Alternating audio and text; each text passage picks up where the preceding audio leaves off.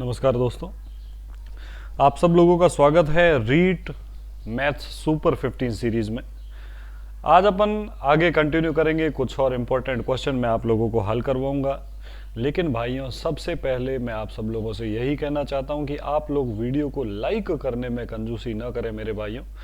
इस लेक्चर को शुरू करने से पहले मैं आप सब लोगों को सबसे पहले यह कहना चाहूँगा कि आप इस वीडियो के लिंक को अधिक से अधिक शेयर करें, ताकि अन्य ऐसे विद्यार्थी जो घर बैठे हैं, जो कोचिंग संस्थानों की हाई फीस देने में सक्षम नहीं है, वो घर बैठ के रीट लेवल 1 की जो तैयारी है वो निःशुल्क बहुत अच्छे से कर पाए। जल्दी से जल्दी आप लोग इस वीडियो को लाइक एंड शेयर कर लें। वीडियो को लाइक करने में कंजूसी मत किया करें। मैं देखता हूँ प्रतिदिन 100 के आसपास लोग जो है वो लाइव वॉच कर रहे होते, लेकिन उन सबको लाइक करने में बड़ी कंजूसी करते हैं वो लोग, है ना। यदि आप लोग वीडियो को देख भी रहे हो और आपको वीडियो पसंद भी आ रही है तो आप इस वीडियो को लाइक करें। ये जो लाइक और शेयर जो है, इससे सिर्फ और सिर्फ हमारा मनोबल बढ़ेगा, जिसकी वजह से और भी ऐसी सीरीज आपके लिए कंटिन्यूसली बनती रहेगी। और उम्मीद करता हूँ आप सब इस वीडियोस का बहुत ही अच्छे से फायदा उठा रहे होंगे। आज अपन आगे बढ़ते हैं कुछ और प्रश्न लेकर। अच्छा, आपके सामने अगला प्रश्न ये रहा, कॉपी पेन लेकर बैठे और प्रश्न को सॉल्व करें। और मेरे प्रश्न को समझाने से पहले कमेंट बॉक्स में जल्दी से जल्दी आप अपना उत्तर दें। ये रहा भाइयों अगला सवाल। इस प्रश्न के अंदर क्या बोला है? प्रश्न के अंदर बोला है किसी संख्या में 133 का भाग देने पर 13 शेष बचता है। भाइयों, 133 का भाग देने पर 13 शेष बचता है, तो उसी संख्या में 19 का भाग देने पर कितना शेष बचेगा? देखो भाई, इस टाइप का प्रश्न मैं आपको पिछली क्लास में भी करवा चुका हूं। यह प्रश्न सरल करने के लिए पहले ये चेक कर ले, क्या इस 133 में इस 19 का भाग पूरा जाता है? यदि 133 में 19 का भाग पूरा जाता है, बिल्कुल जाता है पूरा। कितनी बार जा रहा है? 7 बार। इसका मतलब अपन अगला शेषफल निकाल सकते हैं। शेषफल कैसे आएगा? 133 का भाग देने पर जो 13 शेष बच रहा था, उसी 13 में वापस किसका भाग दे दे? 19 में। इस 13 में जब आप 19 का भाग दोगे तो आपको पता है, जब कोई संख्या जिससे भाग देना हो उस भाजक से छोटी हो तो वह 13 डायरेक्ट किसका काम करेगा? शेषफल का काम करेगा। चूंकि यहाँ पे 13 19 से छोटा है तो इस प्रश्न का शेषफल क्या हो जाएगा? 13। आगे बढ़ते हैं, एक और महत्वपूर्ण प्रश्न इसी कड़ी में, इसी प्रकार का शेषफल का प्रश्न ध्यान से सुनना। प्रश्न के अंदर बोला है किसी संख्या n को 7 से भाग देने पर शेषफल क्या बचता है? भाई शेषफल 4 बचता है। तो यदि वह संख्या n की जगह 2n हो जाए, n की जगह 2n मतलब क्या हो गया? इसका मतलब संख्या दुगुनी हो गई। ध्यान से सुनना, आपको बोला जो संख्या पहले n था अब उसका दुगुना हो गया, n गुणा 2 यानी 2n हो रहा। संख्या दुगुनी हो जाती है तो अब 7 का भाग देने पर कितना शेष बचेगा? एकदम ध्यान से सुनना। यदि कोई संख्या पहले से दुगुनी हो जाती है, n का 2n मतलब 2 से गुणा हो जाए, तो आपको सबसे पहले शेषफल जो है उसका भी 2 से गुणा करना पड़ेगा। बाद में डायरेक्ट शेषफल में 7 का भाग नहीं देना पड़ेगा, दुगुना करके भाग देना पड़ेगा। तो इस प्रकार आप क्या करो, सबसे पहले चूंकि संख्या दुगुनी हो चुकी है तो पुराना वाला शेषफल था वो भी दुगुना हो जाएगा। पुराना शेषफल हमारे पास क्या था? 4। 4 का डबल कितना हो गया? 8। इस 8 में अब पुनः किसका भाग देना है भाइयों? 7 का। तो जैसे ही आप 8 में 7 का भाग दोगे, 7 एकम 7 और अंतिम शेषफल क्या बचा? 1। यही हमको पूछा है, इस प्रश्न का सही उत्तर 1 होगा। ध्यान से सुनना, जिस प्रकार संख्या दुगुनी होगी तो शेषफल भी दुगुना हो जाएगा और अगली बार दुगुना शेषफल काम में लिया जाएगा। उम्मीद करता हूं ऐसा प्रश्न आपके एग्जाम में आया तो आप सॉल्व कर लोगे। आपके सामने एक और इसी टाइप का प्रश्न, थोड़ा ध्यान से समझना। प्रश्न के अंदर बोला है किसी संख्या n में 9 का भाग देने पर शेष क्या बचता है? 7 शेष बचता है। शेषफल 7 है। यदि संख्या 3n हो जाए, 3n मतलब n का गुणा कैसे हो जाए? 3 से। तो जैसा कि मैंने आपको बताया, जैसे ही संख्या 3 से गुणा होगी तो शेषफल भी 3 से गुणा हो जाएगा। पुराना शेषफल क्या था? 7। तो पहले तो नया शेषफल हो जाएगा इसका 3 गुणा 7 तिया क्या हो गया? 21। अब जो है अगला शेषफल, इस 21 में 9 का भाग देने पर शेषफल आप निकाल सकते हो। जब संख्या तिगुणी हो जाएगी तो पुराना वाला शेषफल भी तिगुना हो जाएगा। उसी तिगुणे मान में अब 9 का भाग देकर देखेंगे तो इस 21 में जैसे ही आप 9 का भाग दोगे तो ये हो जाएगा 9 दूनी 18 और पीछे क्या बचा 3। इस प्रकार नया शेषफल हमारे पास क्या हो गया 3। बहुत ही अच्छा प्रश्न था। आप लोग ऐसे प्रश्न जो है इसको अच्छे से सॉल्व कर पा रहे होंगे और काफ़ी लोग कमेंट बॉक्स में लगातार जवाब दे रहे हैं। मैंने देखा है कुछ स्टूडेंट है जो निरंतर है, जो रेगुलर है, प्रतिदिन फिक्स 5 बजे आकर और जो है इस वीडियो को देखते हैं और रोज अपनी प्रैक्टिस जो है वो बहुत ही अच्छे से करते हैं। कंटिन्यूटी जो है वही आपको सफलता दिलाएगी। मैं आपके सामने कई प्रकार के प्रश्न और टॉपिक वाइज लगभग हर टाइप का प्रश्न जो है वो इस सीरीज के अंदर लेके आया हूँ। आगे बढ़ते अगला प्रश्न। फिर से एक प्रश्न है हमारे पास जिसके अंदर क्या बोला है, किसी संख्या में 25 का भाग देने पर यदि शेषफल 8 बचता है, शेषफल क्या बचता है 8, तो उसकी तिगुनी संख्या तिगुनी कर दे और फिर 5 का भाग दे दे। अब चूंकि हमको संख्या को तिगुनी नहीं करना है, हमको शेषफल को तिगुना करना पड़ेगा। यही मैंने आपको बताया, हमको शेषफल को तिगुना करना पड़ेगा। शेषफल पहले क्या बच रहा है 8, इस 8 को तिगुना कर दिया तो 8 दिया क्या हो जाएगा 24। इस 24 में अब भाग देना है। अब भाग पहले 25 का था लेकिन अब 25 का नहीं, अब किसका भाग देना पड़ेगा 5 का। तो जैसे ही आप इस 24 में 5 का भाग दोगे मेरे भाइयों तो ये हो जाएगा 5 चौक 20, पीछे शेषफल क्या बच गया 4। इस प्रश्न का सही उत्तर है डी, यानी अब शेषफल 4 बचेगा।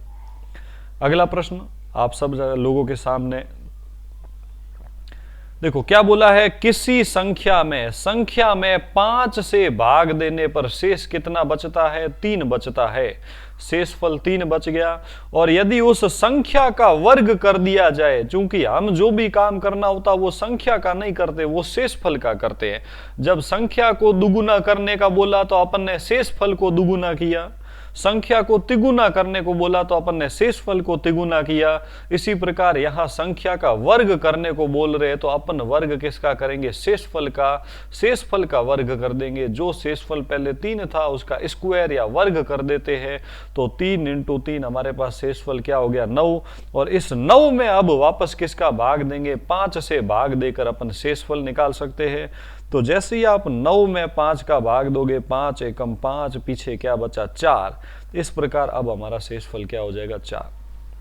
बहुत आसान प्रश्न था। मैंने एक जैसे कई प्रश्न आप लोगों के सामने रखे, 5 एक जैसे प्रश्न, ताकि आप लोग इन प्रश्नों को बहुत अच्छे से सॉल्व कर पाए। अगला प्रश्न देखना, जब भी ऐसा प्रश्न आपको एग्जाम में पूछा जाए, एक ही संख्या की घात लगातार बढ़ रही हो, 4 की घात 81, 4 की घात 82, 4 की घात 83, 4 की घात 84, ऐसी स्थिति में क्या करते हैं, जब समान संख्या की घात लगातार बढ़ रही हो और सारे पद आपस में जुड़े हुए हो और हमको बोले यह किस संख्या से पूर्णतः विभक्त होगा। हमको बोला है 4 की घात 81 प्लस 4 की घात 82 प्लस 4 की घात 83 प्लस 4 की घात 84, यह किस संख्या से विभक्त होगा। बहुत ही इंपॉर्टेंट प्रश्न, एग्जाम में ऐसा प्रश्न पूछा जा सकता है। एक ही संख्या की घात बढ़ रही होगी और सबको जोड़ने से किस संख्या से विभाजित होगा। कुछ भी नहीं करते भाइयों, इस प्रश्न को सॉल्व करते समय अपन कॉमन लेते हैं। देखो 4 की घात 81, अपन जो सबसे कम वाला मान है उससे भी एक कम कॉमन लेते हैं, यानी 4 की घात 81 है तो अपन कॉमन क्या लेंगे 4 की घात 80 कॉमन ले लेंगे। 4 की घात 80 कॉमन ले लेंगे, पीछे बचा कितना 80 में ये घात कितनी ज्यादा है 1 ज्यादा है, तो पहला वाला हो जाएगा 4 की घात 1 प्लस दूसरे में घात जो है 80 से 2 ज्यादा है तो ये हो जाएगा 4 की घात 2, तीसरे में जो घात है वो 80 से 3 ज्यादा है तो ये हो जाएगा अंदर 4 की घात 3 प्लस अगले में 4 की घात 80 से 4 ज्यादा है तो ये क्या हो जाएगा 4 की घात 4। अपन ने क्या किया 4 की घात 80 कॉमन ले लिया। इस प्रकार कॉमन लेना है कि सबसे कम वाले मान में पीछे घात में सिर्फ 1 बचे, तो 4 की घात 80 कॉमन ले लिया तो पीछे यहां बता 4 की घात 1, क्योंकि 80 और 1 81, 80 और 2 82, 80 और 3 83, 80 और 4 84। अब 4 की घात 80 को तो बाहर ही रहने देते, अंदर वाले सब का मान रख के जोड़ देते। 4 की घात 1 यानी 4, 4 का स्क्वायर कितना होता है भाइयों 4 का स्क्वायर होता है 16। अगला है 4 की घात 3 कितना होता है 64, 4 गुणा 4 गुणा 4। आगे है 4 की घात 4 कितना होता है, 4 की घात 4 होता है भाइयों, 4 का 4 बार गुणा कर दो, 4 इंटू 4 इंटू 4 इंटू 4, तो ये हो जाएगा 4 चौक 16, 4 चौक 16, 16 इंटू 16 यानी 256।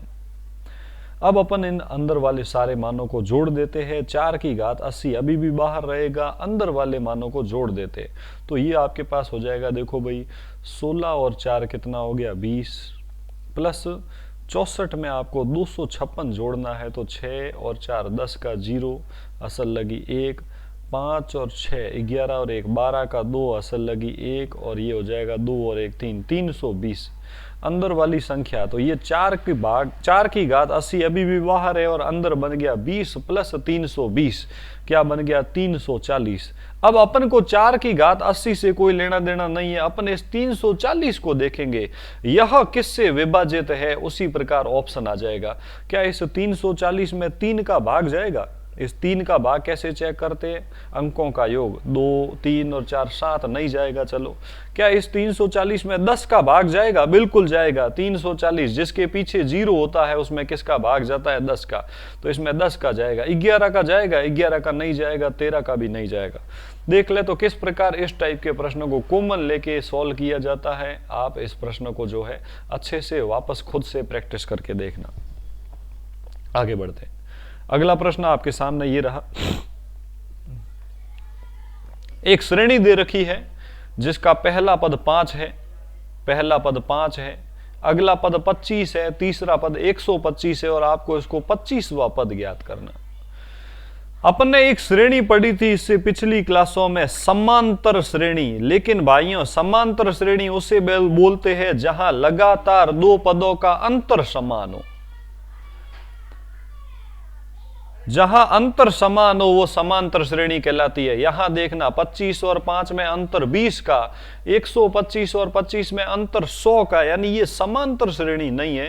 ये 5, 25 और 125 जो चल रही है भाइयों, ये समांतर श्रेणी नहीं है। फिर ये क्या है, यहां लगातार समान संख्या से गुणा हो रहा है। 5 का गुणा 5 से किया तो क्या मिला 25, 25 का वापस गुणा 5 से किया तो क्या मिला 125। तो जहां समान संख्या से गुणा होता है ना, वो कहलाती है गुणोत्तर श्रेणी। ये एक प्रकार की गुणोत्तर श्रेणी है। और किसी गुणोत्तर श्रेणी का आपको 25वां पद ज्ञात करना है तो गुणोत्तर श्रेणी का सूत्र भाइयों अलग होता है। गुणोत्तर श्रेणी का यदि आपको nवां पद ज्ञात करना है तो nवें पद का सूत्र होता है प्रथम पद a इंटू आर, जहां आर किसको बोलते हैं सार्व अनुपात। आर का मतलब होता है सार्व अनुपात, उसका मतलब होता है लगातार जिस संख्या से गुणा होगा वही आर का मान कहलाएगा। लगातार 5 से गुणा हो रहा तो आर का मान 5 हो जाएगा। nवां पद का सूत्र होता है a इंटू आर की घात n और घात में से -1। तो यहां सारे मान रख देते। a मतलब प्रथम पद, श्रेणी का प्रथम पद कितना है 5। आर मतलब गुणा किससे हो रहा है, लगातार गुणा भी किससे हो रहा है 5 से। n मतलब कौन सा पद चाहिए 25वां पद चाहिए, तो n का मान कौन सा हो जाएगा 25। सारे मान रख देते हैं। प्रथम पद 5 इंटू सार्व अनुपात 5, उसकी घात में n माइनस 1, 25 माइनस 1, तो ये हो जाएगा 5 इंटू 5 की घात 25 में से 1 गया 24। चूंकि आगे वाले 5 के ऊपर घात कुछ नहीं, मतलब घात कितना 1, और जब दो संख्याएं गुणा में हो और संख्याएं समान हो तो घातें वापस जुड़ जाती है। तो ये हो जाएगा 5 की घात 1 प्लस 24, 5 की घात 25। इस प्रश्न का सही उत्तर होगा प्रश्न सी, ऑप्शन नंबर सी। थोड़ा सा नए टाइप का प्रश्न था, एग्जाम में इस टाइप के प्रश्न पूछे जा सकते हैं गुणोत्तर श्रेणी का, तो आप इन प्रश्नों को अच्छे से नोट कर लें। अगला प्रश्न फिर से एक श्रेणी है भाइयों, इसको भी ध्यान से सुनना। ये भी जो श्रेणी है समांतर श्रेणी नहीं है क्योंकि अंतर समान नहीं है। देखो 4 और 12 में अंतर 8 का, 12 और 36 में अंतर 24 का, मतलब ये समांतर श्रेणी नहीं है। क्या ये गुणोत्तर है क्या, 4 उसके बाद 12 उसके बाद 36, क्या इसमें समान संख्या से गुणा हो रहा है। 4 का गुणा 12, 4 से 12 यानी 3 गुणा हो गया, 4 तिया 12, वापस 3 गुणा हो रहा, 12 तिया 36। बिल्कुल, जहां समान संख्या से गुणा हो वो श्रेणी कैसी श्रेणी कहलाती है, गुणोत्तर श्रेणी। और यहां गुणोत्तर श्रेणी का पद नहीं चाहिए, 20वां पद नहीं चाहिए, 20 पदों का योगफल चाहिए भाइयों। तो योगफल जो है, समांतर श्रेणी में योगफल का अलग सूत्र है। जिस प्रकार समांतर श्रेणी में 2 सूत्र होते थे ना, nवें पद का और पदों के योगफल का, वैसे ही गुणोत्तर श्रेणी में भी n पदों के योग का अलग सूत्र है। और गुणोत्तर श्रेणी में n पदों के योग का सूत्र होता है a इंटू कोष्ठक में r की घात n और -1 घात में से नहीं होता, नीचे है -1 और बट्टा में वापस करना है r-1। यहां सारे मान रख देते, ध्यान रखना इस सूत्र में ये -1 घात में से नहीं घट रहा है, ये -1 अलग है। सारे मान रख देते। इस श्रेणी का प्रथम पद क्या है? 4। शुरुआत किससे हो रही है? 4 से।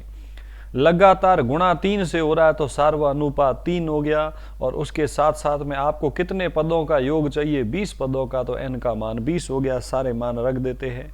सबसे पहले a रखे, प्रथम पद कितना? 4 इंटू कोष्ठक में r का मान कितना? 3 की घात n यानी 20 -1 और बट्टा वाले कोष्ठक में r-1 यानी 3 -1। अच्छा, अब इसको अपन सॉल्व कर लेते हैं। चूंकि इस कोष्ठक में घात लगी हुई है, ये तो घटेगा नहीं, यहाँ घात नहीं है तो ये घट जाएगा। तो ये हो जाएगा 4 इंटू कोष्ठक में 3 की घात 20 -1 और बट्टा वाला कोष्ठक सरल कर दो, 3 में से 1 गया 2। इस 2 का भाग इस 4 में गया 2 बार, तो इसका उत्तर आ जाएगा 2 कॉमन और कोष्ठक में 3 की घात 20 -1। यही इसका अंतिम उत्तर है। ऑप्शन नंबर जो है ए इसका सही उत्तर है। ये दोनों सूत्र आप ध्यान रखना, दोनों प्रश्न नए प्रकार के हैं, गुणोत्तर श्रेणी का nवां पद और योगफल का। एक और प्रश्न आप सबके सामने ये रहा। प्रश्न के अंदर बोला, निम्न में से कौन सा समूह सह अभाज्य है? सह अभाज्य किसको बोलते हैं? सह अभाज्य संख्याओं का ऐसा जोड़ा होता है जिसमें समान संख्या का भाग न जाए।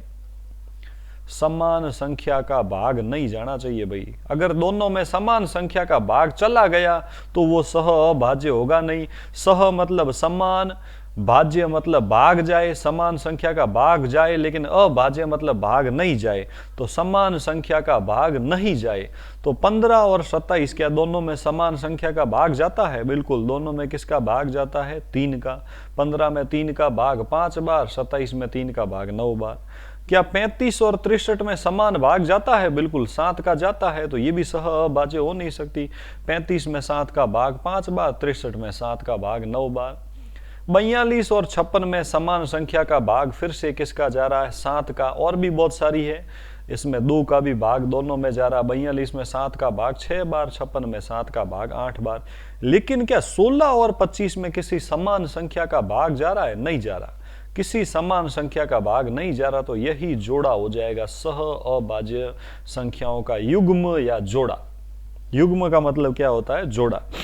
संख्याओं का ऐसा जोड़ा जिसमें समान संख्या का भाग नहीं जाए, वही जोड़ा सह अभाज्य होता है। अगला प्रश्न, अगले प्रश्न में बोला, निम्न में से कौन सी संख्या अभाज्य है?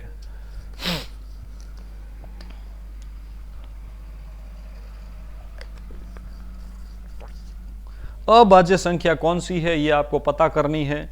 तो सबसे पहले तो यदि आप ध्यान से देखो, अभाज्य संख्या पता करनी है। अभाज्य संख्या कौन सी है? तो कुछ बेसिक भाजकता के नियम लगा दे। देखो, जिसके पीछे 5 आ रहा है ये तो अभाज्य हो नहीं सकती। क्यों नहीं हो सकती? क्योंकि इसमें किसका भाग जा रहा है? 5 का भाग जा रहा है। इस संख्या में किसका भाग जा रहा है? 5 का। इसके अलावा अगर पीछे किसी के 0, 2, 4, 6, 8 हो तो उसमें 2 का भाग जाता है, इसमें किसी में 2 का भी भाग नहीं जा रहा। 3 की भाजकता का नियम जरा किसी में लगा के देखो, लग रहा है क्या? 8 और 8 16 और 9 25। 3 की भाजकता का क्या नियम होता? अंकों का योग। वो भी नहीं लग रहा। 3 की भाजकता का योग होता है अंकों का योग। 9 9 18 और 7 25, 9 9 18 और 8 26। 3 का भी नहीं जा रहा। 5 का एक इसमें जा रहा था, इसलिए ये अलग हो गया। अब 7 का भाग देकर देखना पड़ता है। 7 का भाग अपन देके देखते, जैसे इसमें 7 का भाग देके देखते हैं। 997 में क्या इसमें 7 का भाग जा रहा है? तो इसमें 7 का भाग 7 एकम 7, पीछे बचा 2, आगे उतारा 9, 29। 29 में वापस 7 का भाग दे देते हैं, तो यहाँ 7 का भाग कितनी बार जाएगा? 4 बार। ये हो गया 7 चौक 28, पीछे क्या बचा? 1। अच्छा, 1 और आगे अपन ने क्या उतार लिया? 7 17 में 7 का भाग 7 दूनी 14, पीछे क्या बच गया? 3। तो यहां पे भी 7 का भाग नहीं जा रहा। क्या और किसी में 7 का भाग जा रहा है? अच्छा, 899 में चेक करते हैं, क्या इसमें 7 का भाग जा रहा है? 899 में 7 का भाग चेक करते हैं, तो ये हो जाएगा 7 एकम 7, पीछे बचा 1, आगे उतारा 9, वापस यहाँ 7 का भाग 2 बार, 7 दूनी 14, पीछे क्या बचा 5, आगे क्या उतारा 9। अच्छा, यहाँ 59 में 7 8 56, इसमें भी 7 का भाग नहीं जा रहा। 889 में 7 का भाग देके देखते हैं, 889 में 7 का भाग, यहाँ 7 का भाग देके देखते हैं, 7 एकम क्या हो जाएगा 7, पीछे बचा 1, आगे उतारा 8, आगे 7 का भाग 2 बार, 7 दूनी 14, पीछे बचा 4, आगे क्या उतारा 9, 49 में 7 का भाग गया, 7 बार 7 साथी 49, यानी 7 का भाग चेक करते ही पता लगा कि ये जो संख्या है ये कैसी संख्या है भाइयों, इसमें 7 का भाग जा रहा है। तरीका यही है भाइयों की अभाज्य संख्याओं का भाग देना पड़ता है धीरे धीरे बढ़ते क्रम में। किससे शुरुआत करें? 2 से, फिर 3 से, फिर 5 से, फिर 7 से, फिर 11, 13, 17, 19, इसी क्रम में अपन आगे बढ़ते रहते हैं और भाग देते रहते हैं। और कहां तक आगे बढ़ना है ये निर्भर करता है उस संख्या के वर्गमूल तक। अगर आप उस संख्या का वर्गमूल कर दोगे तो आप लोगों को यह पता लग जाएगा कि आपको कहां तक आगे बढ़ना है, कहां तक संख्याओं का भाग देना है। तो अपन को क्या करना होता है, जैसे 997 में कहां तक अभाज्य संख्याओं का भाग देना है, तो 997 का वर्गमूल करना पड़ेगा। वर्गमूल कैसे करेंगे? लगभग वर्गमूल कर दे। आपको पता है 30 का स्क्वायर क्या होता है? 900। तो 30 और 31 का स्क्वायर जो होगा वो आपके सामने 31 का स्क्वायर होता है 1, 3 एकम 3 दूनी 6 और 961, और 31 और 32 का स्क्वायर होता है 1024। यानी 997 जो है इसका वर्गमूल 30 और 31 के बीच में आना चाहिए। आप एक बार दोनों में से छोटा मान काम में ले ले, और दोनों में से छोटा मान कौन सा है? 31। यानी 31 तक जितनी भी अभाज्य संख्याएं होगी उन सब का भाग आपको देकर चेक करना पड़ेगा। 31 तक सारी अभाज्य संख्याओं का भाग आपको देकर चेक करना पड़ेगा। और शुरुआत छोटी से छोटी, देखो 2, 3, 5 और 7 यहां तक तो अपन ने चेक कर लिया। आगे के भाग आप लोगों को चेक करने हैं, और यह प्रश्न मैं आप लोगों को होमवर्क के लिए देता हूं। मैं एक बार सारी विधि आपको वापस बता देता हूं, लेकिन इस प्रश्न को आपको सोल्व करके और इसका उत्तर जो है वो आपको मुझे बताना है।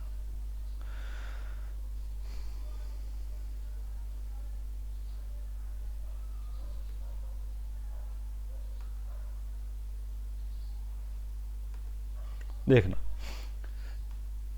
ये प्रश्न है आपके सामने कि भाई इन निम्न में से कौन सी संख्या अभाज्य है। जब भी आपको कोई 3 अंकों की संख्या पूछ ले कि भाई कौन सी संख्या अभाज्य है, मैं आपको मेथड बता रहा हूं, इसका उत्तर आप मुझे कमेंट बॉक्स में देंगे।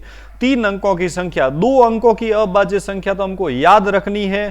3 अंकों की अभाज्य संख्या जब भी आपको चेक करनी हो तो आपको क्या करना चाहिए? आपको उन सब में अभाज्य संख्याओं का भाग देना चाहिए। अभाज्य संख्या कौन सी?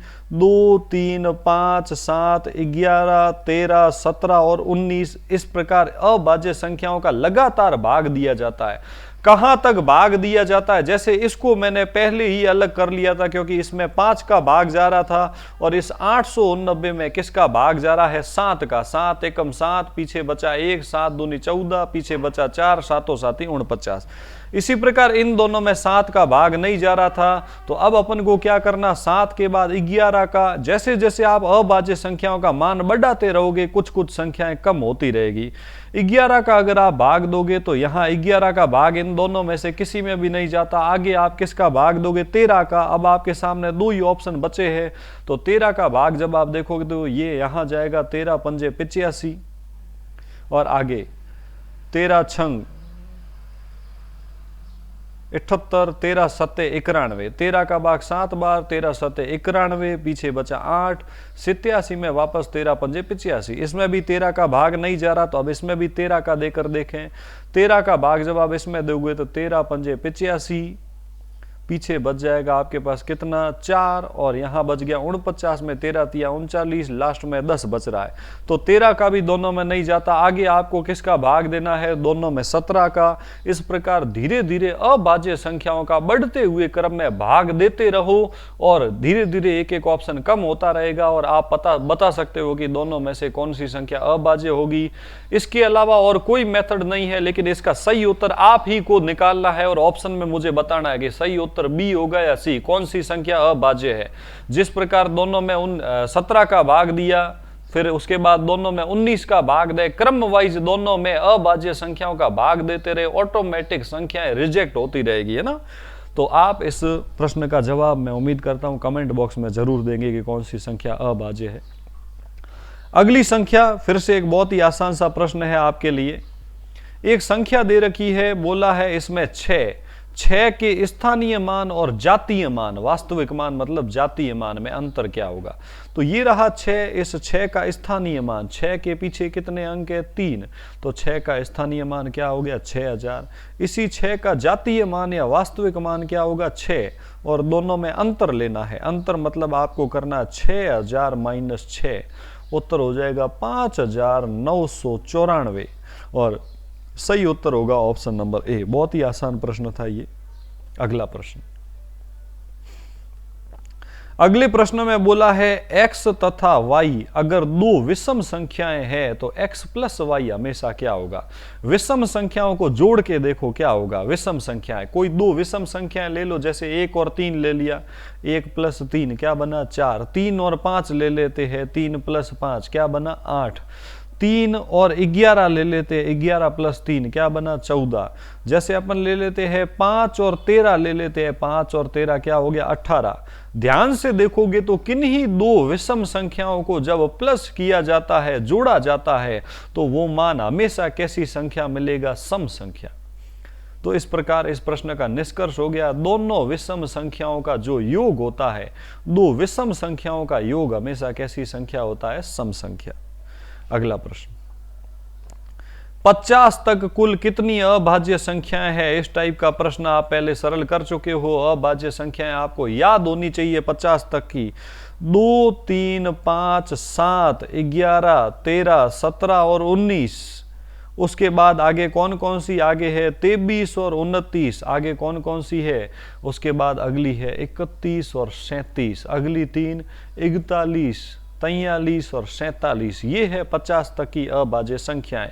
1, 2, 3, 4, 5, 6, 7, 8, उसके बाद 9, 10, उसके बाद 11, 12, उसके बाद 13, 14 और 15।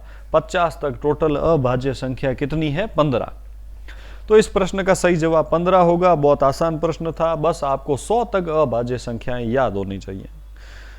निम्न में से कौन सा कथन असत्य है। देखना क्या बोला है, सबसे छोटी प्राकृत संख्या कौन सी होती है 1। बिल्कुल सही बात है, प्राकृत संख्याओं की शुरुआत 1 से ही होती है, 1 से मान आगे आगे बढ़ते रहता है, तो सबसे छोटी प्राकृत संख्या 1 हो गई। सबसे बड़ी ऋणात्मक पूर्णांक संख्या, ऋणात्मक पूर्णांक सबसे बड़ा -1 होता है।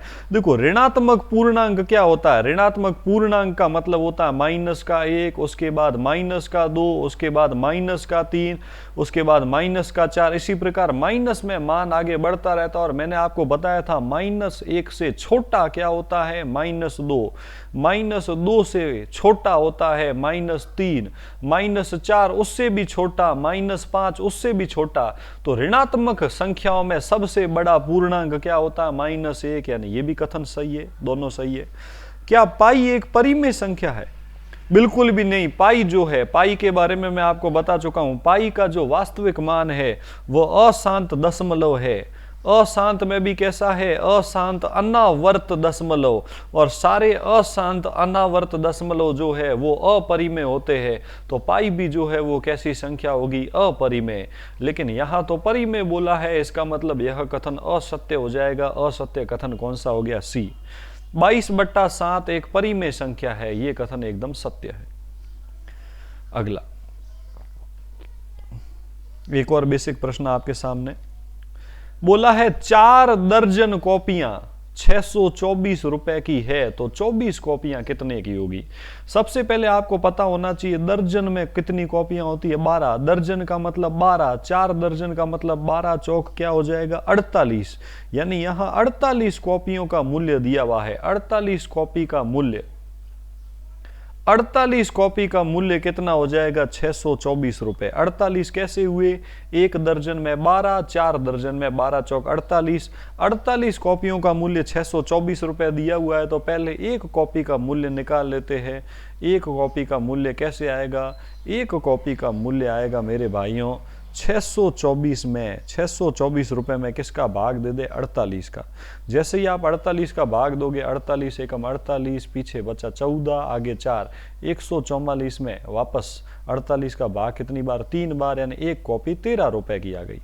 अब एक कॉपी 13 रुपए की है तो आपको बोला 24 कॉपियों का क्या मूल्य होगा। जब एक कॉपी का पता है तो 24 कॉपी का मूल्य आराम से आ सकता है। एक कॉपी के मूल्य का 24 से गुणा कर लेते हैं। इस प्रकार अपन क्या करते थे, 13 रुपए का गुणा किससे कर लेते, 24 से। तो 13 चौक 52 का 2, असल लगी 5, 13 दूनी 26, 26 और 5 31। सही उत्तर हो जाएगा 312 रुपए, ऑप्शन नंबर सी। बहुत आसान प्रश्न था। एक और प्रश्न देखो, तो आज अपन ने कुछ और महत्वपूर्ण प्रश्न जो है उनको सॉल्व करने की कोशिश की। इसमें से एक प्रश्न आप लोगों का होमवर्क है। जो प्रश्न ये रहा आपके सामने, निम्न में से कौन सी संख्या अभाज्य है। मैंने आपको तरीका बताया, लगातार अभाज्य संख्याओं का भाग देते रहे, जिसमें भाग जाए वो ऑप्शन रिजेक्ट हो जाता है। अपन ने क्या किया, कुछ भाजकता के नियम से पता लगा दिया था कि भाई इसमें 5 का भाग जाता है इसलिए ये अलग हो गया, इसमें 7 का भाग जाता है इसलिए अलग हो गया। आगे 11 का, 13 का, 15 का, 17 का लगातार इन दोनों में देते रहोगे तो जल्द ही एक ऑप्शन इसमें से रिजेक्ट हो जाएगा, जो पीछे बच जाएगा वो अभाज्य संख्या हो जाएगी। आप भाग देकर जरूर कमेंट बॉक्स में इसका जवाब देना। तो आज अपन ने फिर से संख्या पद्धति की बहुत सारे प्रश्न जो है वो सरल किए। उम्मीद करता हूं आपको सारे प्रश्न बहुत ही अच्छे से समझ में आए होंगे, और इन सारे प्रश्नों की विद सॉल्यूशन पीडीएफ आपको टेलीग्राम चैनल पर मिल जाएगी। अंत में फिर से यही कहूंगा कि आप लोग वीडियो को, जितने भी लोग देख रहे हैं वो जल्दी से जल्दी वीडियो को लाइक कर ले। और आप में से कुछ लोग जो बिल्कुल जीरो से ऑफलाइन बैच में एडमिशन लेना चाहते हैं तो आज ही ये बैच शुरू हो चुका है। इसी समय शाम 5 बजे जिस समय ये लाइव क्लास स्टार्ट हुई उसी के साथ जो है ये बैच शुरू हो चुका है। तो आप में से जो लोग आज नहीं आ पाए वो लोग कल इस बैच में आ सकते हैं। बहुत ही न्यूनतम फीस के साथ रीट लेवल 1 की संपूर्ण गणित जो है वो आपको करवाएंगे, बिल्कुल न्यूनतम फीस के साथ में 1000 प्लस महत्वपूर्ण प्रश्नों के नोट्स प्रिंटेड दिए जाएंगे, और उनमें से एग्जाम में कहीं भी प्रश्न बाहर जाने वाला नहीं है।